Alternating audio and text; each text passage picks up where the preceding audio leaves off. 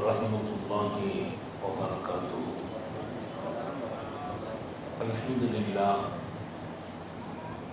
نحمده ونستعينه ونستغفره ونؤمن به ونتوكل عليه ونعوذ بالله من شرور أنفسنا ومن سيئات أعمالنا. من يهده الله فلا مضل له ومن يضلل فلا هادي له. ونشهد أن لا إله إلا الله وحده لا شريك له. ونشهد أن سيدنا ونبينا مولانا محمدا عبده ورسوله أرسله بالحق بشيرا ونذيرا وداعيا إلى الله بإذنه وسراجا منيرا. صلى الله على سيدنا محمد وآله الأبرار وأصحابه الأخيار وأزواجه الطيبات الطاهرات. أوصيكم عباد الله وإياي أولا بتقوى الله. أما بعد فأعوذ بالله من الشيطان الرجيم. بسم الله الرحمن الرحيم. كلا بل ران على قلوبهم ما كانوا يكسبون. وقال نبي الله سيد البشر محمد رسول الله صلى الله عليه وسلم: اللهم يا مقلب القلوب ثبت قلبي على طاعتك. صدق نبي الله صلى الله عليه وسلم. எல்லாம் வல்ல அல்லாஹுவின் அன்பும் மேலான கருணையும் நமக்கெல்லாம் வந்து சேரட்டுமாக. நமது உயிரினும் மேலான கண்மணி நபிகள் நாயகம் ஸல்லல்லாஹு அலைஹி வஸல்லம் அவர்களின் அன்பையும் ஷஃபாஅத்தையும் பெறுவதற்கு அல்லாஹ் நம் எல்லோருக்கும் தௌஃபீக் செய்வானாக. வல்ல ரஹ்மான் நமக்கும் நம்முடைய பெற்றோர் மனைவி மக்கள் குடும்பத்தார் யாவருக்கும் உயிர் உள்ள வரையிலும் உடல் சுகத்தை நசீபாக்கி தருவானாக. மருத்துவமனை கஷ்டம் அதன் சிரமம் செலவுகளிலிருந்து நிரந்தரமான பாதுகாப்பை அல்லாஹ் நம் எல்லோருக்கும் கொடுத்தருள் புரிவானாக. வானம் பூமியினுடைய ஆபத்துகளை விட்டோம், முசீபத்துகளை விட்டோம், கெட்ட முடிவுகளை விட்டோம் நம்மையும் நம் குடும்பத்தையும் பாதுகாத்து அருள் புரிவானாக. அவனுடைய படைப்புகளின் தீங்குகள் அனைத்திலிருந்தும் நம்மையும் நம் சமூகத்தையும் காத்தருள் புரிவானாக. அல்லாஹுவின் மகத்தான பேரருளால் நம்முடைய மிகச்சிறப்பான இந்த ஆன்மீக இஸ்திமா திக்ர் மஜ்லிஸ் ரப்புல் ஆலமீன் அல்லாஹ் எங்களுடைய ஷேகுனா அல்லாமா அஹ்மது கபீர் ரஹ்மத்துல்லாஹி அலைஹி அவர்களின் மன்னரை அல்லாஹ் சொர்க்க பூங்காவாக்கி வைப்பானாக. அதற்கவர்களின் பாக்கியம் நிறைந்த ஹலீஃபா எங்களுடைய சிறப்பான அல்லாமா ஜலாலுத்தீன் ஹதரத் தாமத் பரக்காத்துஹும் இங்கே மிக உயர்வான நிலையில் இந்த மஜ்லிஸ் இன்று துவக்கமாகி நாளை இஷா வரையிலும் அல்லாஹ் இங்கே தன்னுடைய வேரொளியை அவன் அள்ளி வீசி இங்கே எல்லோருக்கும் கொடுக்க காத்திருக்கிறான். அதை அனுபவிக்க தௌஃபீக் செய்வானாக. சங்கை நீக்கவர்களே, மனித வாழ்க்கையின் உயர்வான நிலைதான் அல்லாஹுவை நெருங்கி போகிற போதெல்லாம் கிடைக்கிறது. அவனை நெருங்க நெருங்க நாம் ஒரு பக்கம் உயர்ந்து கொண்டே இருக்கிறோம். நமக்கும் அவனுக்கும் உள்ள இடைவெளி தூரமாக தூரமாக நம்முடைய வாழ்க்கையில் வித்தியாசமான நசீபுகளை அவன் கொட்டிக்கொண்டே இருக்கிறான். இடைவெளி அவனோடு நமக்கு குறைந்து கொண்டே இருக்க வேண்டும். எதுவெல்லாம் அவனை நெருங்குவதற்கு தடையாக இருக்குமோ அதை விட்டும் நாம் விலகி போகிற போதெல்லாம் அவன் நெருக்கம் இன்னும் நமக்கு கூடிக்கொண்டே இருக்கும். இங்கே வழங்கப்பட்டிருக்கிற தலைப்புகள் அத்தனையும் இடைவெளியை குறைத்து கொள்வதற்கான தலைப்புகள். நமக்கும் ரப்புக்கும் உள்ள இடைவெளி ரொம்ப ஆபத்தானது. சாலிஹீன்களை விட்டும் நாம் தூரமாகிற போதெல்லாம் நம்முடைய மிக உயர்வான நிலைகளை விட்டும் தூரமாகிக் கொண்டிருப்போம். எப்போதெல்லாம் சாலிஹீன்களின் நெருக்கம் கிடைக்குமோ இன்னும் நாம் அல்லாஹ்வின் நெருக்கத்தை பெற்றுக்கொண்டே இருப்போம்.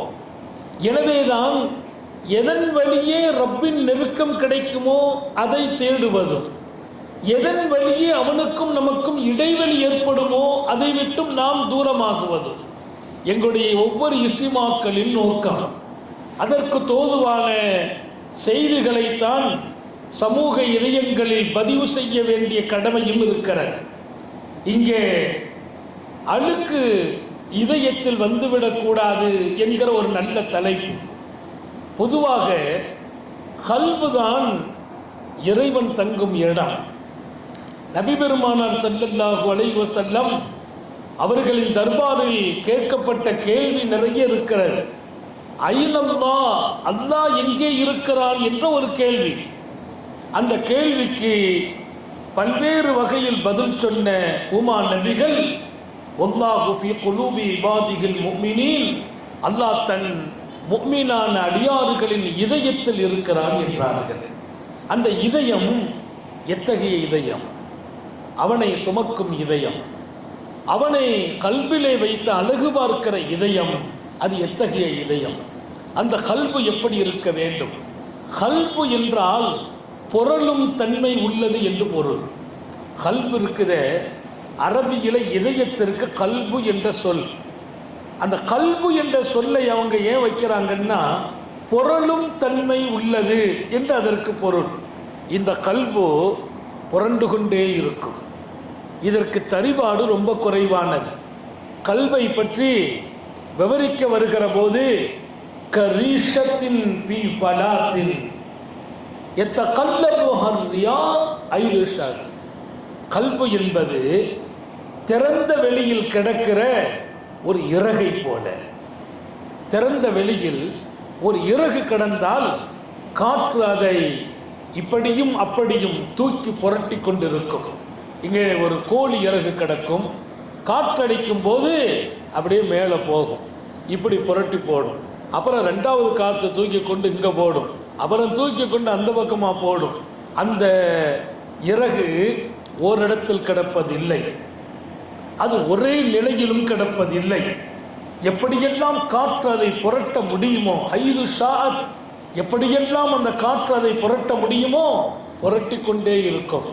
கல்புக்கு உதாரணம் ஒல் கல்பு கரீஷத்தின் ஃபீ ஃபலாத். நம்முடைய மார்க்கம் எழுதுகிற ஒரு அழகான செய்தி, திறந்த வெளியில் கிடக்கின்ற ஒரு இறகுக்கு சமம் உன் இதயம். அது காற்று புரட்டுவதை போல் உன் கல்பு ஒரு நிலையில் இருப்பதில்லை, அது புரண்டு கொண்டே இருக்கும். இன்னொரு செய்தியையும் இமாம் கஸ்ஸாலி எழுதுவார். கல்புக்கு உதாரணம் க உஸ்ஃபூரில், சிட்டுக்குருவியை போல. நீங்கள் சிட்டுக்குருவியை பார்த்துருக்கலாம். சிட்டுக்குருவி என்று சொல்லிவிட்டு இமாம் கஸ்ஸாலி எழுதுவார், க உஸ்ஃபூரில் யத்தகல்லபு ஃபீ குல்லி ஸாஆ, அது எந்த இடத்திலும் ஒரு நிமிடம் நின்ற வரலாறு கிடையாது. இங்கே நிற்கும், கொஞ்ச நேரத்தில் மேலே பறந்து போயிடும், அப்புறம் அந்த இடத்துல போய் நிற்கும், அப்போ அங்கே போயிடும். சிட்டுக்குருவி ஓரிடத்தில் நீண்ட நேரம் நிற்பதில்லை, அதுபோல் கல்பு ஒரே நிலையில் நீண்ட நேரம் நிற்பதில்லை. ஒரு ரக்காத்தில் கூட மொத்த கவனத்தோடு அல்லாஹ்வோடு நாம் நிற்க அது விடுவதும் இல்லை. மொத்த கவனத்தோடு அல்லாஹ்வோடு ஒரு ரக்காத்தில் முராக்கபா எனும் தியான இருக்கையில் 10 நிமிடம் எந்த சிந்தனையும் இல்லாது அல்லாஹ்வோடு நான் இருக்கிறேன் என்ற நிலையில் நம்மை இருக்க அது அனுமதிக்கிறதா என்றால், பண்பட்டு பக்குவப்பட்டு கல்புக்கான பயிற்சிகளை கொடுத்து கல்பை சீராக்கி சரியாக்கி அதை இஸ்லாஹ் என்று ரசூல் சொல்வார்களே, அந்த நிலையை கொடுத்தவர்களுக்குத்தான் அது அடங்கி நிற்கிறதே தவிர மற்றவர்களால் ஒரு 5 நிமிடங்கள் கூட முராகபா எனும் தியான இருக்கையை அல்லாஹ்வோடு ஆக்கிக் கொள்ள முடிவதில்லை. என்ன காரணம்? அது ஒரு சிட்டுக்குருவியை போல ஓரிடத்தில் ஒரு நிலையில் அது தரிபட்டு இருப்பதில்லை. இங்கிருந்து அங்கு, அங்கிருந்து இங்கு அது பறந்து கொண்டிருப்பதை போல் மனமும் அப்படித்தான் பறந்து கொண்டிருக்கும். இங்கே இந்த கல்வை ஒரு நிலைப்படுத்த வேண்டும்.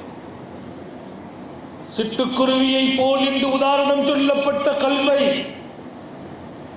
பாலைவனத்தில் கிடக்கிற இறகை போல ஆங்காங்கு காற்றுகள் தூக்கி வீசுமே, அந்த மாதிரி உதாரணம் கொண்ட கல்வை ஒரே நிலையில் ஆக்குவதுதான் ஷேகுமார்களுடைய வேலை. ஷேகுடைய வேலை அதுதான். அந்த கல்வி எப்படி இருக்கணும், இது ஒரு பாடமாக எடுத்துக்கங்க. பயான் மாதிரிலாம் செய்யலைன்னா ஒரு பாட மஜ்லிஸ். ஏன்னா இதய மிகப்பெரிய சுத்தம்தான் ஒவ்வொரு தனி மனிதனையும் அவன் கொண்ட இறை நெருக்கத்தில் ஜெயிக்க வைக்கிறது. இல்லைன்னு சொன்னால் நம்ம மஜ்லிஸுக்கெல்லாம் வரத்தான் செய்வோம், திக்கரெல்லாம் செய்வோம், மனசு மட்டும் அமைதி பெறாது, அது நிம்மதி பெறாது, அது தரிபாடு பெறாது, இன்னொருவருடைய நலனை கண்டு அது தாங்கிக் கொள்ளாது. இதெல்லாம் அதில் படிகின்ற அழுக்குகள். இன்றைக்கு அழுக்கில்லாத இதயம் உண்டாக்க வேண்டும். அல்லாஹ் இந்த சபையில் அந்த இதயத்தை நம்ம எல்லாருக்கும் நசீபாக்குவானாக. எப்படி? கல்பு 3 வகை இருக்குது. எல்லாரும் இதை மனசில் வச்சு எந்த வகை கல்பை நமக்குள்ளே அல்லாஹ் கொடுத்திருக்கிறான். கல்பு 3 வகை. முதல் வகை, அந்த கல்புக்கு பேரு கல்ப சலீம். கல்ப சலீம். 2வது வகை கல்பு கல்ப மையித். 3வது வகை கல்பு கல்ப மரீர். நல்ல ஞாபகம் வைக்கணும். முதல் வகை கல்ப சலீம், ஈடேற்றமான, சாந்தம் அடைந்த, நிம்மதி அடைந்த, ஜெயித்து விட்ட இதயம். இதுக்கு பேர் கல்ப சலீம். அந்த கல்பு எப்படின்னா எல்லா இடத்திலும் ஜெயிச்சிடும். பொறாமையா அதுக்குள்ள போகாது, பெருமையா உள்ள போகாது, இறைவனுக்கு மாற்றமா போகாது, பிதஅத்தான காரியமா போகாது, பாவ செயல்களா போகாது, ஆசைகளா அதற்கு பின்னாலே அலைந்து கொண்டிருக்காது. அது சலீம். சலீம் என்றால் எல்லாத்திலே இருந்து ரிலீஃப் ஆயிடும். எல்லாரும் போய் ஒரு ஆசையான நிகழ்வுக்கு போவாங்க, இந்த கல்வி அப்படியே சலீம் ஆயிடும், அதுல இருந்து அப்படி ரிலீஃப் ஆகும், வெளியாயிடும். ஒரு மனசுல ஒரு எண்ணம் வரும், அவரெல்லாம் நல்ல வியாபாரம் பண்றாரு, வட்டிக்கு வாங்கி தான் நம்ம பண்றாரு, நம்ம வட்டிக்கு வாங்குவோம், இவர் கல்வி அப்படியே ரிலீஃப் ஆயிடும், சலீம். அதுல இருந்து வெளியாயிடும், அதுக்குள்ள போய் நுழையாது. ஆசை வாய்ப்புகள் கிடைக்கும், கல்வி வெளியாயிடும். பொறாமை இல்லாமல், தீமைகள் இல்லாமல், இறைவனுக்கு மாற்றம் இல்லாமல், தடுக்கப்பட்டவைகளில் ஈடுபாடு கொள்ளாமல், ஆபாசங்களில் கொண்டு போய் தன்னை அழித்து கொள்ளாமல், அனைத்தையும் விட்டு வெளியாயிட்டே இருக்குமா அந்த கல்பு. அந்த கல்புக்கு பேரு சலீம். அல்லாஹ் திருக்குர்ஆன்ல சொல்வான் அழகாக, மறுமையை பற்றி பேசுவான். யௌமுன் லா யன்ஃபவு மாலு வலா பனூன். நாளை மறுமை உன் காசு பணம் உன்னை அங்கே ஜெயிக்க வைக்காது. உன் காசு பணத்தை வைத்து மறுமையில நீ வெல்ல முடியாது. வலா பனூன். பிள்ளைகள் இருக்கிறாங்க, எனக்கு மகன் இருக்கிறான், ஆம்பளை பிள்ளை இருக்குது, எனக்கு அப்படிப்பட்ட ஆள் இருக்கிறாங்க, எனக்கு பலசாலிகள்லாம் வச்சிருக்கிறேன். உன்னுடைய பலம், பணபலம், பிள்ளைகளின் பலம் அங்கே பிரயோஜனம் கொடுக்காது. அல்லாஹ் நான் யாரு தெரியுமா, எனக்கு பிள்ளைலாம் இருக்குது, அல்லாஹ்ட்ட போய் அதை பேச முடியாது. காசு பணத்தோடு நான் பெரிய அரசனா இருந்தேன், அல்லாஹ்ட்ட பேச முடியாது. காசும் பயனளிக்காது, பதவியும் பயனளிக்காது, பிள்ளைகளும் அங்கே பயனளிக்க மாட்டார்கள். இல்லாமன் நத்தல்லாஹ பிகல்பின் சலீம். யார் கல்ப சலீமோடு அங்கே வருகிறார்களோ, நீங்க சலீமுக்கு பொருள் விளங்கிடணும். முதல்ல அல்லாஹ் சொல்லிட்டான், யார் கல்ப சலீமோடு அங்க வர்றாங்களோ. கல்ப சலீம்னா ஆசை வந்தா இந்த கல்பு தனிச்சு நிற்கும், பெருமையா தனித்துடும், பொறாமையா தனித்துவிடும், தீமையா தனித்து விடும், காமங்களா இது தனித்து விடும். எல்லாரும் அந்த காம களியாட்டத்தில் இருப்பாங்க, இவர் கல்பு அதுல போய் சாயாது. அந்த சலீமான இதயம் உடையவர்கள் இங்கே வெற்றி பெறுவார்கள் என்று அல்லாஹ் திருக்குர்ஆனிலே சொல்றான். அல்லாஹ் நம்ம கல்வை சலீமாக்கி வைப்பான். சலீமான கல்பு நபிமார்களின் கல்பு. அல்லாஹ்வின் நேசர்களின் கல்பு, அவனை கனவிலும் மறக்காதவர்களின் கல்பு. அந்த கல்புல எந்த தீய சக்தியும் நுழைய முடியாது, இடமே இருக்காது, இறுக்கமா பூட்டிடும். ஏதாவது தீய சிந்தனைகளை கூட அந்த கல்வி உள்ள இடம் கொடுக்காது, அனுமதி கொடுக்கணுமே. என் பெருமான் ஸல்லல்லாஹு அலைஹி வஸல்லம் சொன்னாங்க, கல்புக்கு நல்ல ஞாபகம் வைங்க, கல்பு என்பது அது ஆளுமைக்கு சொந்தமானது. மலி, நம்முடைய உடலினுடைய ராஜா கல்பு, உடலின் ராஜா கல்பு. இதர உறுப்புகள் எல்லாம் கல்பினுடைய ஆதிக்கத்தின் கீழேயே செயல்படும். நம்முடைய கல்பு தான், இதயம் இருக்கு பாருங்க. அதனால தான் ஹார்ட்டில் பிரச்சனை வரக்கூடாது. வேற எங்க பிரச்சனை வந்தாலும் ஒரு மாதிரியா சமாளிச்சிடலாம், ஹார்ட்டில் பிரச்சனை வந்தால் டேஞ்சர். அல்லாஹ் நமது ஹார்ட்டை சரியாக்கி வைப்பானாக, பிரச்சனை இல்லாமல் ஆக்குவானாக. உலக பிரச்சனை மட்டும் இல்லை, ஹார்ட்டில் இந்த மாதிரி மோசமான நோயும் வரக்கூடாது. ஆசை, பொறாமை, காழ்ப்புணர்ச்சி, காமம், இது கொடிய நோய். இந்த நோய்கள் நம்மை அல்லாஹ் விட்டு தூரமாக்கிட்டே இருக்கும். கல்புக்கு பேர் மலிக்கு என்கிறார்கள், ராஜா, பேரரசன். எல்லா உறுப்புகளையும் அதுதான் இயக்கும். பெருமானார் சொன்னாங்க, அலா இன்ன ஃபில் ஜஸதி முல்கா, இந்த உடலில் ஒரு பாகம் உண்டு. அந்த பாகம் எப்படிப்பட்ட பாகம் தெரியுமா? இதா சலுஹ சலுஹல் ஜஸதுக்குல் ஒய்தா ஃபஸத ஃபஸதல் ஜஸதுக்குல், அது சரியானால் போதும், அனைத்து பாகங்களும் சரியாகிவிடும். அது மாத்திரம் கெட்டு போனால் அனைத்து பாகமும் கெட்டு போகும். அலாஹியல் கல், அதுதான் இதயம் என்றார்கள் நபிகள் நாயகம். இது கெட்டு போச்சு, எல்லாம் கெட்டு போயிடும். ஒரு ஆளை பற்றி தப்பான எண்ணம் இதில் வந்துட்டு வைங்களேன், அதுக்கு பின்னால் அவரை கை நீட்டுவார், அடிக்க பார்ப்பார், பழிவாங்க நினைப்பார், அவரை பற்றி தப்பாக பேச வருவார். இப்போ நாவுக்கு வேலை வருது, கையுக்கு வேலை வருது, சிந்தனைக்கு வேலை வருது. அவரை தப்பாகவே கை டீல் பண்ணும், கால் தப்பாகவே அவரை பார்க்கும், கண்ணு தப்பாகத்தான் பார்க்கும், நாவு தப்பாகவே அவரை பற்றி பேசும். என்ன, இந்த கல்பு அவரை தப்பான ஒரு சிந்தனைக்கு கொண்டு வந்து நிறுத்தினதுனால.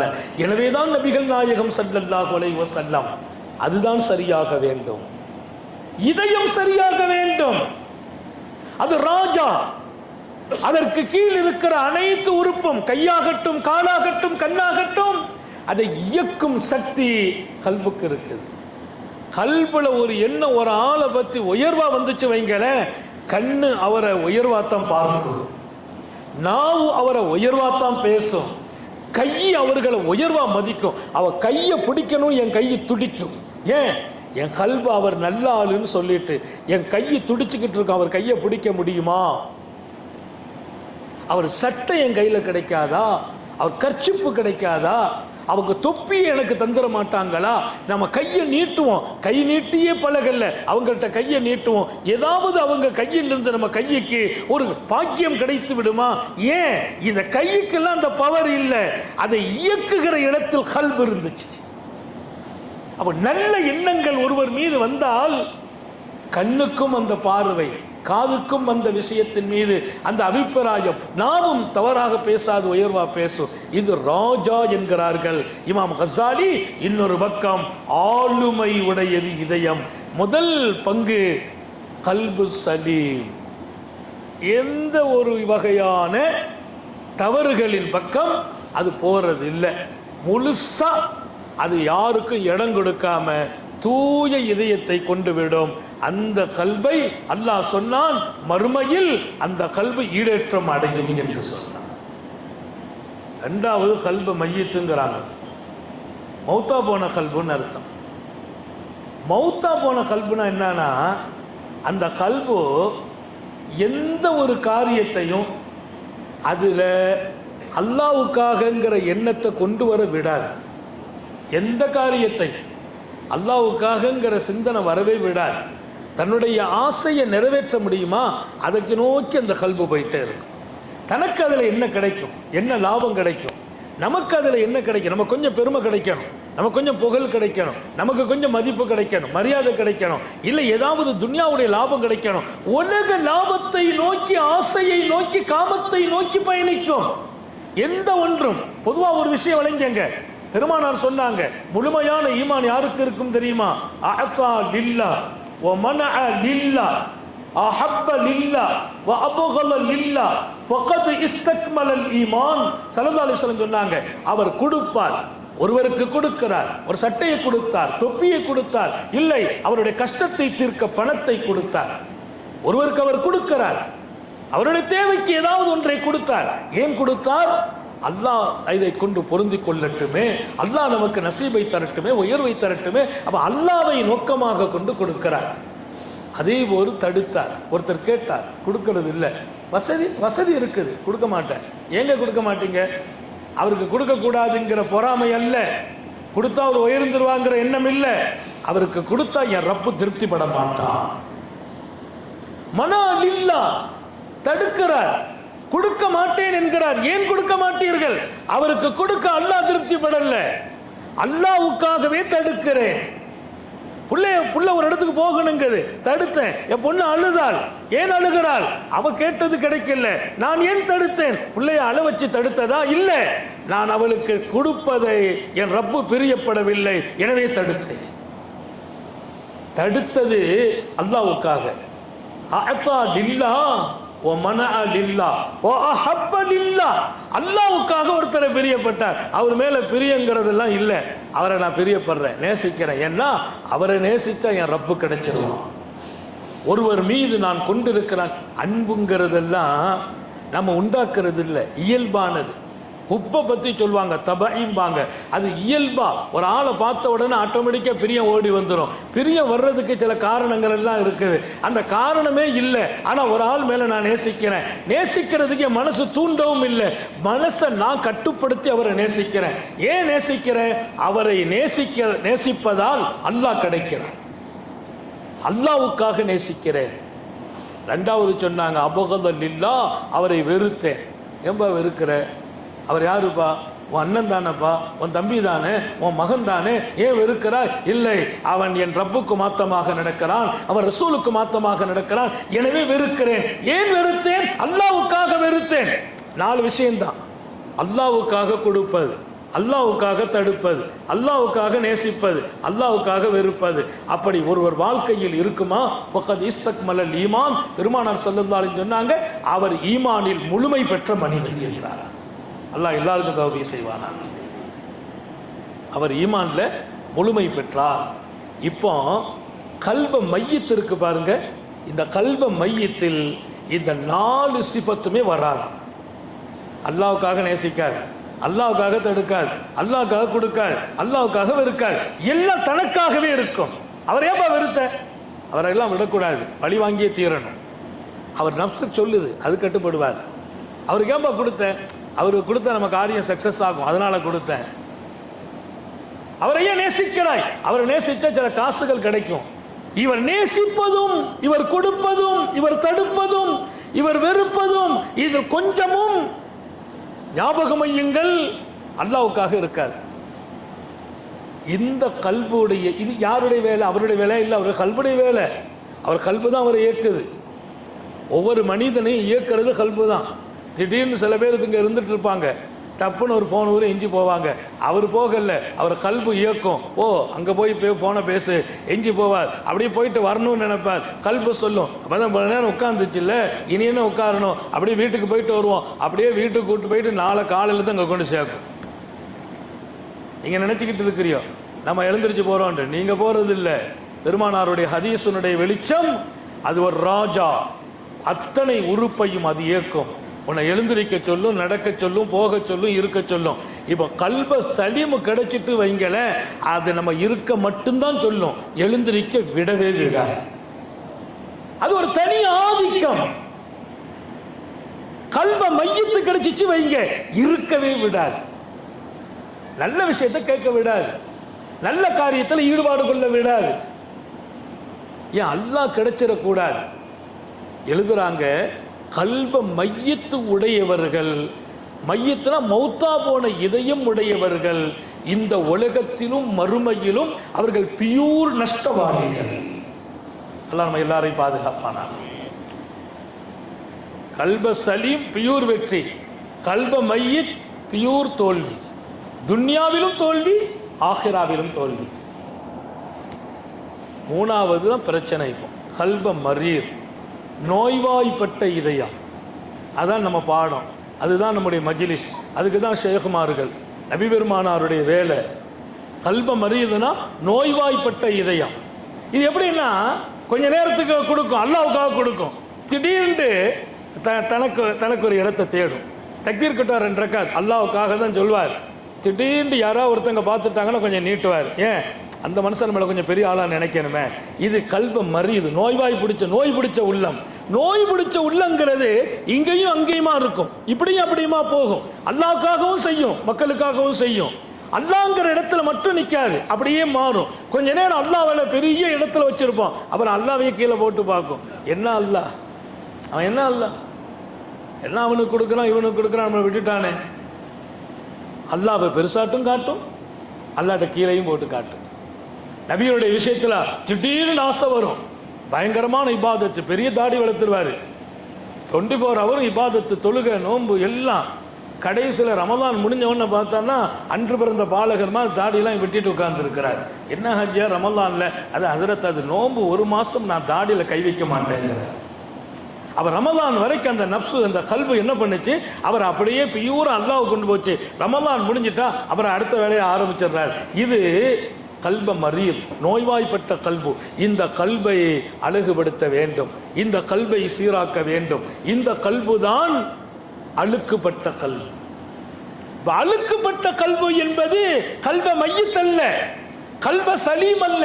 கல்ப மையத்து அழுக்குப்பட்டு அது அழுக்கு மூட்டையாகவே மாறிவிட்டது. கல்ப சலீம், கடுகளவு கூட அதிலே அழுக்கு ஏற்படாது. இந்த கல்ப மரீல் இருக்கு பாருங்க, நோய்வாய்ப்பட்ட இதயம். இது கொஞ்சம் கொஞ்சம் அழுக்குப்படும், உடனே சரி பண்ணணும். கல்லா பல் ரான அலா குலூபிஹிம் மாகான் யக்ஸிபூன், அவங்க செய்கிற செயல் கல்பில் அப்படி ஏற்பட்டுக்கிட்டே இருக்கும். அப்பப்போ அந்த கல்பில் அந்த அழுக்கை நீக்கணும். ரசூல் சொன்னாங்க, நீ ஒரு பாவம் செய்வாயா, ஒரு புள்ளி உழும், அதை உடனே அதற்கான பரிகாரத்தை செய்து அந்த புள்ளியை நீக்கிடு. நீ நீக்கலையா, புள்ளி விழுந்து புள்ளி பெருசாகும், அப்புறம் பெருசாகும், கடைசியில் கல்பு அது அழுக்காலேயே படிந்து விடும் என்று எச்சரிக்கிறார்கள் நபிகள் நாயகம் ஸல்லல்லாஹு அலைஹி வஸல்லம். அப்போ இந்த கல்ப மரீர் எதனாலெல்லாம் நோய் ஏற்படுது, குறிப்பிட்ட நேரத்தில் நான் முடிக்கிறேன், ஏன்னா ரொம்ப முக்கியமான சப்ஜெக்ட். நீங்கள் எடுத்துட்டு போகணும், நாளைக்கு வாழணும். உங்கள் கல்பு சலீமாயிட்டான்னு கவனிங்க. உங்கள் கல்பு மையத்தா போகக்கூடாதுங்கிறதுல உறுதி எடுங்கள். கல்பு மரீல் எல்லாருக்கும் இருக்குது.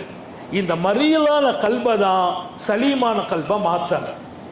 இந்த நோய்வாய்ப்பட்ட கல்பை சீராக்கணும். நோய் ஏன் ஏற்படுது? 5 காரணங்களால் நோய் ஏற்படும். கல்பு நோய் வர்றதுக்கு 5 காரணம், முக்கியமான காரணம் 5 காரணம். பில் மஅசியத்தி வதுனூப் என்றார்கள்.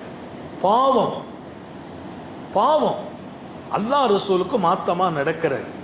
இந்த தன்மை உனக்குள் வந்தால் உன் கல்பு நோய்பட்டு போகும் என்கிறார்கள். அல்லாஹ் நம்ம எல்லாருக்கும் தௌபீக் செய்வானா. பாவங்கிறது 1 இல்லை 2 இல்லை. அதற்கு கேட்ட அதிக துவா பாவத்திலிருந்து தான் மன்னிப்பு கேட்டாங்க. பாவம் இருக்கிற வரைக்கும் எதுவும் நடக்காது. அல்லாஹ்வுக்கும் மனிதனுக்கும் மத்தியில் உள்ள இடைவெளி கூடிக்கிட்டே போகும் பாவம் நடக்கிற போது. பாவம் என்பது ஒரு வகையில் வருவதில்லை, அது பல வழிகள் இருக்குது. பாவ சுமை கூடிக்கிட்டே போகும். பல பாவங்கள், பல ரூபத்தில் அந்த பாவங்கள் வரும். கண்ணாலே, காதுகளாலே, வார்த்தைகளாலே, உள்ளங்களாலே, இதையெல்லாம் தாண்டி இபாதத்துக்குள்ளேயே பாவ சிந்தனைகள் மிகைக்கும். பாவத்தில் இருந்து நம்ம ரிலீஃப் ஆகிறது. பாவம் எப்பமெல்லாம் மனித வாழ்க்கையில் ஊடுருவுமோ முதல்ல அதை விளங்கிட்டா நீங்கள் செய்ய மாட்டீங்க. பாவம் அதிகமாகிற போது ரிசுக்கின் வாசல் தடுக்கப்படும். பாவம் நடந்தால் என்னவெல்லாம் அல்லாஹ் செய்வான், ரிசுக்கினுடைய வாசல் தடுக்கப்படும். செழிமையான உன் வாழ்க்கையில் நெருக்கடி ஏற்படுத்தப்படும். நிறைய பேர் வியாபாரம் நல்லா நடந்துச்சு, இப்போ நெருக்கடியாக போச்சு. செழிமையான உன் வாழ்க்கையில் நெருக்கடி ஏற்படுத்தப்படும். பாவங்கள் மிகைத்தால் உள்ளத்திலே, எண்ணத்திலே, செயல்களிலே, உள்ளத்தில், எண்ணத்தில், செயல்களில் பாவங்கள் மிகைத்தால் உனக்கு வர வேண்டிய நற்பாகியங்கள் தாமதமாகும். பிள்ளைக்கு மாப்பிள்ளை தேடுறோம், லேட் ஆகிட்டே போகும். பொண்ணுக்கு பையனை தேடுறோம், பையனுக்கு பொண்ணை தேடுவோம், லேட் ஆகும். இரணத்தை தேடுவோம், லேட் ஆகும். வீடு கட்டன்னு நினைப்போம், லேட் ஆகும். பையனுக்கு நல்ல ஒரு வாய்ப்பு வெளிநாட்டில் எதிர்பார்ப்போம், லேட் ஆகும். நல்ல வாசல்களும் வாய்ப்புகளும் அதற்கான வாய்ப்புகள் எல்லாம் இருக்குது. என் புள்ள அழகான புள்ள, அதுக்கு என்ன குறை? மாப்பிள்ளை வரணும் இல்லை, லேட் ஆகும். என் பையனுக்கு பிரச்சனை இல்லை, அவன் டாக்டர், ஆனால் மாப்பிள்ளை பொண்ணு கிடைக்கிறது இல்லை. எல்லா வாய்ப்பும் இருக்குது வெளிநாட்டுக்கு போறதுக்கு, உள்நாட்டில் சம்பாதிக்கிறதுக்கு. ஆனா படிச்சுட்டு சும்மா உட்கார்ந்து இருக்கான். நல்ல ஞாபகம் வையுங்கள், உங்களை நோக்கி வர வேண்டிய வாய்ப்புகளும் பரக்கத்துகளும் உங்களுக்கு கிடைக்க வேண்டிய அல்லாஹ்வின் பேரருள்களும் அது காலதாமதத்தை உண்டாக்கி கொண்டே இருக்கும். பாவங்கள் மிகைத்துக் கொண்டிருந்தார். ஏதாவது நம்ம என்ன பாவம் செய்துட்டோம் அப்படிலாம் நினைக்க கூடாது. நம்ம மனசுல ஒரு தப்பான எண்ணம் வந்துட்டா கூட நிறைய நற்பர்கள் வாசல் அடைக்கப்பட்டுடும். ஜுனைதுல் பக்தாதி ரஹ்மத்துல்லாஹி அலைஹ் ஒரு ஜனாசாவில் கலந்து கொண்ட போது அங்க ஒருத்தர் யாசகம் கேட்டார். அவரை பற்றி மனசில் தப்பாக நினச்சாங்க. என்ன மனுஷன் பொது மடத்தில் உட்காந்து ஜனாசாவுக்கு வரும்போதெல்லாம் காசை கரெக்டாக எடுத்துட்டா வருவோம், இப்போ நம்ம காசை கொடுக்க முடியல, சுமையாக தானே இருக்கிறாங்க இந்த ஆட்கள் எல்லாம், ஏன் இப்படி தொந்தரவாக இருக்காங்க அப்படின்னு மனசில் நினைக்கிறாங்க. நினைச்சிட்டு ஜுனைதுல் பக்தாதி சொல்கிறாங்க, அன்னைக்கு ராத்திரி போய் நான் படுத்தேன்.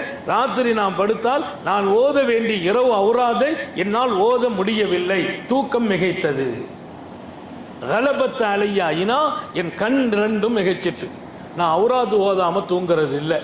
ரசூல் ஸல்லல்லாஹு அலைஹி வஸல்லம் ராத்திரியிலே குல் ஹுவல்லாஹு அஹத், குல் அஊது பிரப்பில் ஃபலக், குல் அஊது பிரப்பின் நாஸ் ஓதுவாங்க, கையில் ஊதுவாங்க, உடம்பெல்லாம் தடவிட்டு படுப்பாங்க. அப்போ இரவு அவுராதுன்னு ஒன்று இருக்குது. ஃபாத்திமா நாயகி சொன்னாங்க, ரசூல் நீ படுக்கும்போது 33 தடவை சுபஹானல்லாஹ், 33 தடவை அல்ஹம்துலில்லாஹ், 34 தடவை அல்லாஹ் அக்பர் ஓதிட்டு படுங்கிறாங்க. சஹாபாக்கள் ஓதுறாங்க, சாலிஹீங்கள் ஓதுறாங்க, ஃபாத்திமா நாயகி ஓதுறாங்க. சொன்னாங்க, ராத்திரி அதை ஓதாமல் நான் படுத்ததில்லை.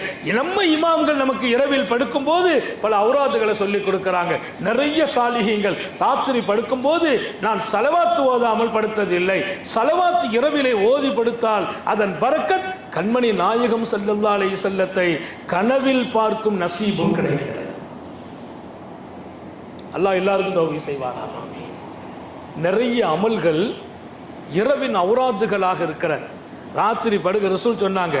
இமாம் புகாரி ஒரு ஹதீஸ் அறிவிக்கிறார், இரவில் படுக்கும்போது சூரா பக்ராவின் கடைசி 2 ஆயத்தை யாது ஓர்வார்களோ, சூரா பக்ராவின் கடைசி 2 ஆயத் ஆமனர் ரசூலு பிமா உன்ஸில இலை, அதுக்கு அடுத்த ஆயத்து லா யுகல்லிஃபுல்லாஹு நஃப்ஸன் இல்லா வஸாஹா, அந்த ரெண்டையும் யார் ஓதிவிட்டு படுப்பார்களோ கஃபதா. இந்த ஹதீஸ் புகாரி ஷரீஃப்ல வருது. அந்த 2 ஆயத்தும் அவர் வாழ்க்கைக்கு போதுமானது. என்ன போதுமானது? ராத்திரி ஓத வேண்டிய திக்ர் ஓதாமல் படுத்துட்டா அந்த 2 ஆயத்தை ஓதுனா அந்த மற்ற திக்ர்கள் எல்லாம் ஓதியதற்கு சமம். ராத்திரி படுத்துட்டார், தூங்கி விட்டார், தொழல்ல, தஹஜ்ஜத் மிஸ் ஆயிட்டு, அந்த 2 ஆயத்தை ஓதுனார்ல, அந்த 2 ஆயத்தை கொண்டு அல்லாஹ் தொழுததையும் போதுமாக்கி கொள்வான் என்றார்கள். அந்த ஆயத்திற்கும் ஹதீஸுக்கும் விளக்கம் எழுதிய பெருமக்கள் இன்னும் ஒரு செய்தியையும் மறக்காமல் எழுதுகிறார்கள். இரவில் படுக்கிற போது சூரா பக்ராவின் கடைசி 2 ஆயத்தை ஒருவர் அவுராதாக ஓதிவிட்டு படுப்பார் என்றால் அவருக்கு அது போதுமானது. இரவில் எந்த அசம்பாவிதமும் நடக்காது, விபரீதங்கள் நடக்காது, விஷச்சந்துகளின் தீங்குகள் ஏற்படாது. ராத்திரி 1 மணிக்கு திடீர்னு ஹார்ட் ஒரு மாதிரியா துடிக்குது, ஒரு மாதிரியா மயக்கம் வருது, ஒரு மாதிரியா ப்ரெஷர் கூடுது, யார்கிட்ட போகிறது, எந்த டாக்டர்கிட்ட போகிறது, எந்த வண்டி கிடைக்கும், ஒரு பதட்டம் பரேஷான் ஏற்படும். இந்த 2 ஆயத்தை ஓதிட்டு படுங்க. இரவின் நெருக்கடிகளில் இருந்து, இரவின் முசீபத்தில் இருந்து நீங்கள் பாதுகாக்கப்படுவீர்கள். அல்லாமா ஜுனைதுல் பக்தாதி வளமையாக நான் ஓதுகின்ற இரவு அவுராதை ஓத முடியவில்லை. கலபத் அலையா இனாயா, என் கண்கள் தூக்கத்தில் மிகைத்து விட்டது. நான் அப்படி யோசிக்கிறேன், ஏன் இந்த தூக்கம், எதுக்கு இப்படி, நமக்கு ஏன் இந்த சங்கடம், நம்ம அப்படியெல்லாம் ராத்திரி அவுராது ஓதாமல் படுக்கிறது இல்லையே. நானும் உருண்டு பிறண்டு படுத்தேன், தூக்கமும் வரல, கொஞ்ச நேரம் கழித்து விழிச்சிட்டேன், 2வது எழுந்திரிச்சு ஓத உட்கார்ந்தேன், முடியல. அப்போது தான் ஞாபகம் வந்துச்சு, அந்த மனுஷனை பற்றி நம்ம தப்பாக நினச்சிட்டோமே. பள்ளிவாசலில் ஜனாசாவுக்கு போன போது ஒருத்தர் முசாஃபர் மாதிரி இருந்தார். இவரெல்லாம் ஏன் கஷ்டத்துக்கு வந்து உட்கார்ந்துருக்கிறார், அவர் யாசகம் கேட்குறார், நம்மளால் கொடுக்க முடியல, ஏன் இந்த ஆட்கள் சிரமமாக இருக்கிறாங்க என்று அவங்கள பற்றி நான் நினைச்சேன் பாருங்க. அந்த எண்ணத்தின் காரணத்தினால், அந்த பாவத்தின் காரணத்தினால் புனிதமான இறைவனோடு நெருங்கும் அவுராதுகளை அல்லாஹ் தடுத்து நிறுத்தினான். பாவங்கிறது இரணத்தை தடுக்குது, வர வேண்டிய வாய்ப்புகளை தாமதப்படுத்துகிறது, வாழ்க்கையிலும் வாழ்வாதாரத்திலும் நெருக்கடியை ஏற்படுத்துகிறது. இதற்கெல்லாம் மேலால் என் வணக்கத்திற்கும் வழிபாடுகளுக்கும் தியானங்களுக்கும் ஔராதுகளுக்கும் திக்ர்களுக்கும் அதில் தடை ஏற்படுது. இன்னும் பெரியார்கள் எழுதுவாங்க, தடை ஏற்படல, திக்ரு செய்வாய், நீ பாவங்களிலும் ஈடுபட்டால் அந்த திக்ரின் இன்பம் பிடுங்கப்படும். இது பாவங்களுக்கு ஏற்படுறது. இங்கே நோய்வாய்ப்பட்ட இதயம் எப்போது உள்ளம் நோய்வாய்ப்படுகிறது? பாவம் மிகைத்தால், பாவங்கள் கூடினால், பாவத்தில் மனிதன் ஈடுபாடு கொண்டால் அவன் உள்ளம் நோய்வாய்ப்பட்டு போகும். நம்ம எத்தனை பாவம், பேச்சுனா பேசுனா பாவம், பார்த்தா பாவம், சிந்திச்சா பாவத்தை சிந்திக்கிறோம், அடுத்தவங்களை பற்றி தப்பாக பேசிடுறோம், அடுத்தவங்களை தப்பாக நினைச்சிடுறோம், தப்பாக சிந்திச்சிடுறோம், இறைவனுக்கு மாத்தமான எத்தனையோ பாவங்களில் ஈடுபட்டு விடுகிறோம், எத்தனையோ பாவங்களில் ஈடுபட்டு விடுகிறோம். காத்தமுன் நபியின் ஸல்லல்லாஹு அலைஹி வஸல்லம் ரமலானுடைய நேரத்தில் பெருமானார் ஒரு 2 பெண்கள் நோன்பு பிடிச்சிட்டு கஷ்டப்படுறாங்கன்னு சொன்ன போது ஒரு கோப்பையை கொடுத்து அந்த 2 பெண்களை வாமிட் எடுக்க சொல்லுங்க, வாமிட் எடுத்தா ரத்தமா விழுது, சதையா விழுது, நாங்கள் ரத்தமே சாப்பிடலையே, சதையை சாப்பிடலையே. இல்லை நோன்பு வச்சுட்டு நீங்கள் சில பேர்களை பற்றி புறம் பேசிட்டீங்க, அவங்கள பற்றி தப்பாக பேசியிருக்கீங்க, அதனால தான் நோன்பே உங்களுக்கு அல்லாஹ் கஷ்டமாக்கிட்டான். நம்ம செய்கிற பாவம் இபாதத்து செய்த பின்னால் அந்த இபாதத்தை சிரமமாக்கி விடுகிறது. ஒன்றல்ல இரண்டல்ல, பாவங்கள் தருகிற விபரீதங்கள் கல்ப நோயாக்கும். கல்புல நோய் வந்துச்சா இபாதத்தில் என்ன இன்பம் இருக்கும்? தொழுகையில் என்ன இன்பம் இருக்கும்? எப்படி நல்லதை செய்யக்கூடிய எண்ணங்கள் வரும்? இதான் நோய்வாய்ப்பட்டு போய் இருக்குது. எப்ப நோய் வருமோ அது நல்ல சிந்தனை நோக்கி பயணிக்காது. நோய் வந்ததற்கு பாவம் காரணம். இன்னைக்கெல்லாம் சர்வசாதாரணமாக பாவ செயல்கள் அரங்கேறி கொண்டிருக்கிறது.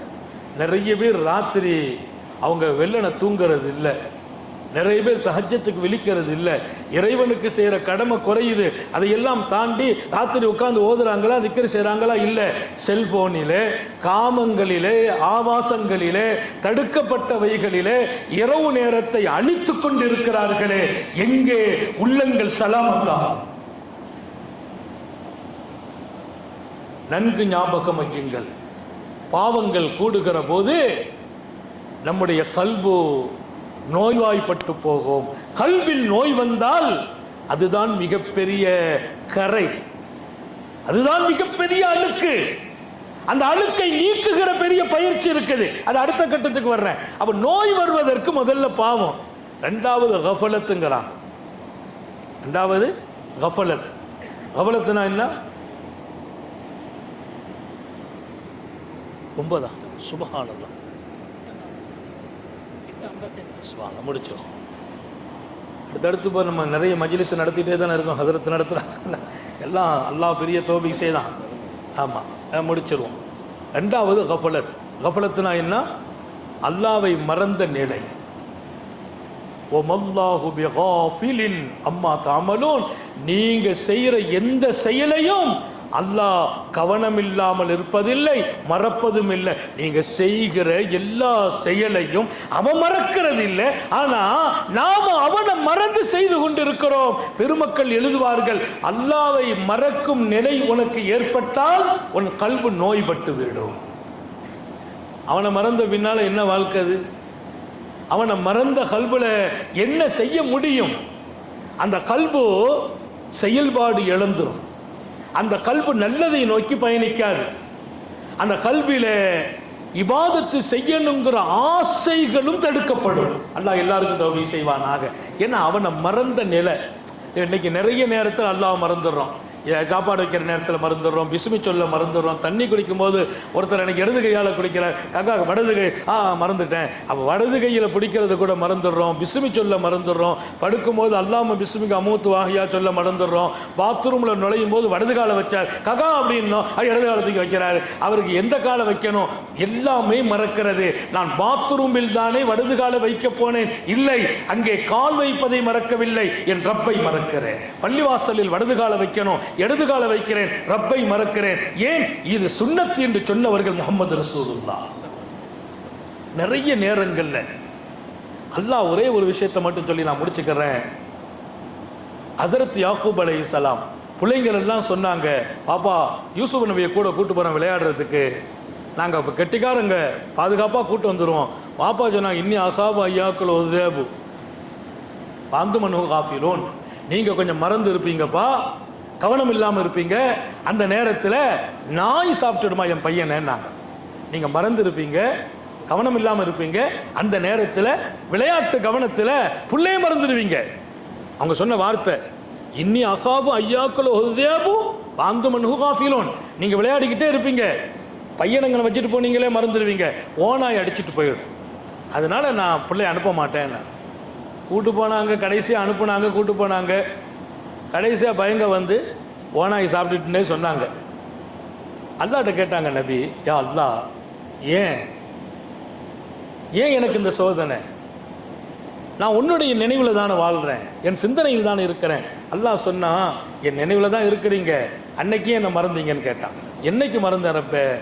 பையன்கிட்ட கூப்பிட்டு சொல்லும் போது பையனை கூப்பிட்டு போகிறத நான் விரும்பலப்பா, நீங்கள் விளையாடுவீங்க மறந்துடுவீங்க, ஓனாய் என் பிள்ளைய சாப்பிட்டுன்னு சொன்னீங்களே, அப்போ நீங்கள் ஓனாய் சாப்பிடுவோன்னு பயப்படுற நீங்களே, உங்கள் மகன் யூசுஃபோட நான் இருக்கிறேங்கிற நினைவு உங்களுக்கு ஏன் வரலன்னு கேட்டேன்.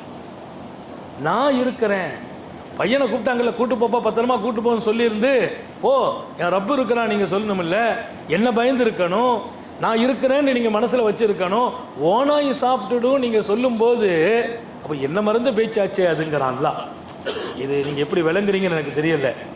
அல்லாஹ் மறந்த பேச்சுங்கிறான். நபியை பார்த்து சொல்கிறான் அல்லாஹ். நபி கனவில கூட அல்லாஹ் மறக்கிறவங்க இல்லை. ஏன் ஓனாய் சாப்பிடும் என்று பயந்தீர்கள்? ஏன் நான் பாதுகாப்பேன் என்கிற எண்ணம் மறைந்து போனது? அது ஏன் மறந்தது? யூசுப் அலைஹிஸ்ஸலாம் சிறைச்சாலையில் இருக்கிறாங்க, விடுதலை ஆகணும். கூட 2 பேர் கைதி வந்தாங்க, அவங்க விடுதலை ஆகிறாங்க. அவங்கள்ட்ட ஒருத்தர் சொன்னாங்க, உனக்கு அரசாங்கத்தில் வேலை கிடைக்கும், அரசர் பக்கத்தில் இருப்ப, பதுக்குருணி இந்த ரப்பிக், அரசர்கிட்ட என்ன போய் சொல்லிக்கப்பா, என்ன சொல்லணுமாப்பா, நான் அப்பாவி, தப்பே பண்ணல, அக்கிரமமாக ஜெயிலில் இருக்கிறேன், 7 வருஷமாக உள்ள கிடந்து அகதிப்படுறேன், ஒரு வார்த்தை அரசர்கிட்ட இப்படி ஒரு அப்பாவி ஜெயிலில் இருக்கிறான் நீ சொல்லிடு, ஏன்னா நீ அவர் பக்கத்தில் இருக்கிற வாய்ப்பு உனக்கு கிடைக்கும்னாங்க. சரி நான் கரெக்டாக சொல்லிவிடுவேன் அப்படின்னு போனார். போனவர் என்ன பண்ணார்னா, அரசாங்க வேலை கிடைச்சிச்சு, அரசர் பக்கத்தில் தான் இருந்தார். அல்லாஹ் சொல்கிறான், இவர் அரசர்கிட்ட சொல்லவே இல்லை, அவர் மறந்துட்டார். நபி அல்லாஹ்ட்ட கேட்டாங்க, ரப்பே அவன் போய் சொல்லியிருந்தா கூட நான் வெளியில் வந்திருப்பேன். அல்லாஹ் சொன்னால் அங்கே தான் நான் அவனை மறக்க வச்சேங்கிறான். ஏன்?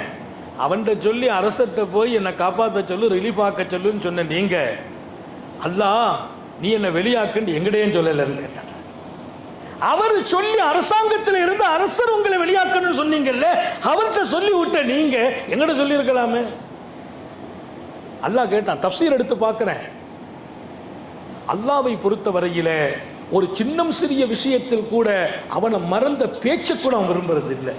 அவனை மறந்து எத்தனை பேச்சு பேசுறோம், அவனை மறந்து எத்தனை செயலில் ஈடுபடுகிறோம். இதுவெல்லாம் கல்ப மரீல், நோய்வாய்ப்பட்ட இதயத்தை உண்டாக்கும் என்கிறார்கள் நமது சாலிஹீங்கள். எனவே இன்னும் 3 விஷயம் இருக்குது, அடுத்த கட்டங்களில் தொடருவோம்.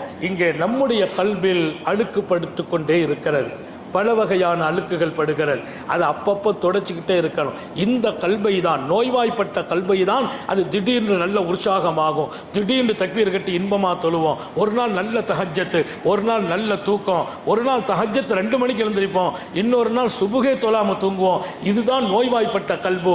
அந்த கல்பை சரியாக்கி இஸ்லாஹ் எனும் இணக்கத்தை உண்டாக்கணும், தஸ்கியா என்ற தூய்மையை கொடுக்கணும். அதில் இருக்கிற அழுக்கை களைகிற மிகப்பெரிய முயற்சிகளில் நான் பங்காற்ற காட்டுகிற போதெல்லாம் அந்த கல்பு தூய்மை பெற்று அல்லாஹ்வோடு போய் சேரும். அப்போதுதான் என் வணக்கம், என் நெருக்கம், என் தியானம் அத்தனையும் உயிருள்ளதாக மாறுகிறது. அப்படிப்பட்ட ஒரு அற்புதமான வாழ்க்கையை நாங்களும் நீங்களும் பெற அல்லாஹ் தௌஃபீக் செய்வானாக. சோதனைகளில் இருந்து பாதுகாப்பானாக, கெட்ட முடிவுகளில் இருந்து பாதுகாப்பானாக, ஹயாத் வரையிலும் முடங்கி விடாமல் பாதுகாப்பானாக. சர்க்கார் அந்த மூனை லேசா ஞாபகப்படுத்திருங்களேங்கிறாங்க. கஃபலத்து 2வது, 3வது கிபுர் என்கிறார்கள். கிபுர் என்கிறார்கள். மனுஷனுடைய கல்புல எப்போ அல்லாஹ் அந்த நோயை பலமாக்குறான்னா எல்லாமே நான் தான் நினைப்பானா. ஏன் நான் இல்லாமல் எதுவும் நடக்காது, நான் இருக்க போய் தான் அது முடிஞ்சிச்சு, நான் இருக்க போய் தான் இது முடிஞ்சிச்சு, அங்கே அன்னைக்கு ஏன் அந்த காரியம் முழுமையாகல, நான் இல்லைல்ல. எல்லா இடத்திலும் தன்னை பெருமைப்படுத்தி காட்டும் நிலை வரும் என்றால் அவர் கல்பு நோய்பட்டு போகும் என்கிறார்கள். நோய் வளர்வதற்கும் உருவாகுவதற்கும் நோய் நிலைப்பதற்கும் பெருமை ரொம்ப ஆபத்தானது. அது சம்பவம்லாம் சொல்லலை, நேரம் இல்லை. பெருமைங்கிறது நோயை இன்னும் பலப்படுத்தும் என்கிறார்கள். 4வதாக எழுதுவார்கள் அல் ஹசத், பொறாமை என்கிறார்கள். உலகத்தில் பொறாமையை விட மிக பயங்கரமான நோய் இல்லை என்றார்கள். பொறாமை தான் பாபா ஆதம் அலைஹிஸ்ஸலாம் அவர்களின் அன்பு புதல்வர் ஹாபில் காபிலுக்கு மத்தியில் அதை உண்டாக்கி கொடுத்த போது ஒருவர் இன்னொருவரை கொலை செய்து விடுகிறார். உலகத்தில் நடந்த முதல் பாவம் பொறாமை. முதல் பழி உயிர் இழப்பு. பொறாமையினுடைய தீங்கு கொலையில் கொண்டு விட்டது. அண்ணனை கொலை செய்கிறோமே, தம்பியை கொலை செய்கிறோமே, அந்த எண்ணம் வந்ததா? வராது. ஏன்? கல்பு நோய்வாய்ப்பட்டு போனது. அப்போ பொறாமை என்பது ரொம்ப ஆபத்தானது. பொறாமை என்பது இதய நோயை பலப்படுத்தும். அப்போ நாம் வாழ்க்கையில் நமக்கு யாரை பற்றியும் நம்ம பொறாமப்படக்கூடாது. நமக்கு அல்லாஹ் கொடுத்தது அல்ஹம்துலில்லாஹ், அவருக்கு கொடுத்தது நீங்கள் பார்க்குற போதெல்லாம் பொறாமை வந்துடும். அண்ணனை பார்த்து கூட பொறாமப்படுறவங்க இருக்கிறாங்க, தம்பியை பார்த்து பொறாமப்படுறவங்க. ஒருத்தர் சொன்னார், எங்கிட்ட நான் நிறைய கூட்டத்தில் சொல்லியிருக்கேன், அதிரத்து அந்த கடையில் வியாபாரம் நிறைய நடக்குது, அவருக்கு வயசாகி போச்சு, நீங்கள் துவா செய்யுங்க, அந்த கஸ்டம்ஸ் அந்த வாடிக்கையாளுக்கு பூரா எங்கள் கடைக்கு வரணும், அவர் சீக்கிரமாக கடை பூட்டணும்னார். இப்போ அந்த மாதிரி துவாவெல்லாம் எங்களை ஏன்பா பழியாக்குறேன்னு கேட்டேன். அவர் கடையை பூட்டுறதுக்கு இல்லை, வயசாகி போச்சுல அதிரத், அவர் யாருப்பா? அவங்க சொந்தக்காரரா? எங்கள் தகப்பனாருன்னார். எங்கள் அத்தா. இந்த வயசில் அவருக்கு வியாபாரம் தேவையா? நான் சொல்கிறேன், எங்கள் உட்காரு, நான் சோறு போடுறேங்கிறேன். ஆனால் அவர் வியாபாரம் பண்ணுறாரு, கஸ்டமருக்கு போகிற அங்கே போய் நிற்கிறான், நான் புள்ள குட்டியோடு இருக்கிறேன். இன்றைக்கி ஒரு முடிவுக்கு வரணும் ஹசரத், அவரா நானா? ஹசரத்துடைய துவா ரொம்ப பாக்கியமானதுங்கிறார். உலகத்தில் பிரிவினைக்கும் நம்ம துவாவை கேட்டுக்கொண்டு இருக்கிற சமூகம். இங்கே பொறாமை மிகைக்கிற போது தந்தையா அந்த நிலை மாறுகிறது. தந்தையை கூட அழிக்க துடிக்கிறான். எனவேதான் உள்ளத்தை நோய்படுத்துகின்ற கொடிய சக்திகளில் 4வது சக்தி பொறாமை என்றார்கள். 5வது அதைவிட ஆபத்தான சக்தி மனிதனுடைய காமம் மிகைக்கும் என்கிறார்கள்.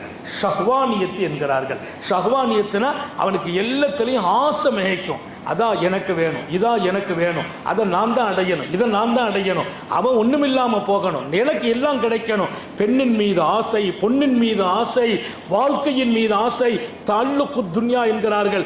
உலகம் சார்ந்த அனைத்து தொடர்புகளிலும் அவன் ஆசை கூடிக்கொண்டே இருக்கும். உலக பித்தனாக மாறுவான். அது கொடூர நோய், உள்ளத்தை அது காயப்படுத்தும் என்கிறார்கள். எல்லாம் அல்ல அல்லாஹ் இத்தகைய நோயிலிருந்து நம்மை பாதுகாப்பானாக, கரைபடாத உள்ளத்தை தருவானாக. நீண்ட நெடிய நாட்கள் நோய் நொடிகள் இல்லாமல் உடல் ஆரோக்கியத்தோடு மனநிறைவோடு இன்பத்தோடு அல்லாஹுவை நின்று வணங்கி வழிபட்டு வாடும் நசீபையும் பாக்கியத்தையும் எல்லாம் அல்ல அல்லாஹ் உங்களுக்கும் எனக்கும், நம்மை ஈன்றெடுத்த தாய் தந்தையர்களுக்கும், நமது மனைவி மக்கள் உற்றார் உறவினர் யாவருக்கும் கொடுத்தவர்கள் புரிவானாக. நம்ம உயிரினும் மேலான பெண்மணி காத்தமுன் நபியில் சர்க்காரே ஆலம் சுந்தர நபிகள் ஸல்லல்லாஹு அலைஹி வஸல்லம் அவர்களை கனவிலும் நனவிலும் கண்டுகளிக்கும் பெரும் பாக்கியத்தை அல்லாஹ் நம் எல்லோருக்கும் கொடுத்தவர்கள் புரிவானாக என்ற நல்ல துஆக்களோடு உங்கள் எல்லோருடைய துஆவை, குறிப்பாக உலமாக்கள் நிறைய இருக்கிறீங்க, எங்களுடைய அபூபக்கர் ஹலீஃபா இருக்கிறார், மரியாதைக்குரிய எங்களுடைய அகமது அலி ஹதரத் இந்த பகுதியில் ஹலீஃபா, உங்களுடைய சர்க்காருடைய கலீஃபாக்கள் அவங்க எல்லாம் பெரிய உலமாக்கள் இருக்கிற சபை. அல்லாஹ் எல்லோருக்கும் பரக்கத் செய்வானாக. நம்முடைய சபையின் ஷேகாக இருக்கிற மரியாதைக்குரிய அல்லாமா ஜலாலுத்தீன் ஹஜ்ரத் பெருந்தகை அவர்களுடைய ஹயாத்தில், அவர்களின் மனைவி மக்களின் ஹயாத்தில், பேரன் பேத்திகளின் ஹயாத்தில் அல்லாஹ் பரக்கத் செய்வானாக, சுகம் அளிப்பானாக. மூச்சு பிரிகிற வரைக்கும் இந்த ஹிதுமத்தை பலமாக செய்யணும். அல்லாஹ் நம்ம எல்லாருக்கும் தௌஃபீக் செய்வானாக. அத்தனை ஹலீஃபாக்களுக்கும் இதில் பலம் வழங்குவானாக. ஆஃபிரு தஅவானா அல்ஹம்துலில்லாஹி ரப்பில் ஆலமீன். அஸ்ஸலாமு அலைக்கும் வரஹ்மத்துல்லாஹி வபரகாத்துஹு. வலைக்கும் அஸ்ஸலாம் வரஹ்மத்துல்லாஹி வபரகாத்துஹு. ஹஜ்ரத் பெருந்தகை அவர்களுக்கு நம் எல்லோரின் சார்பாக ஜஸாக்குமுல்லாஹு கைரன் கஸீரன் என்ற துஆவை கொடுத்து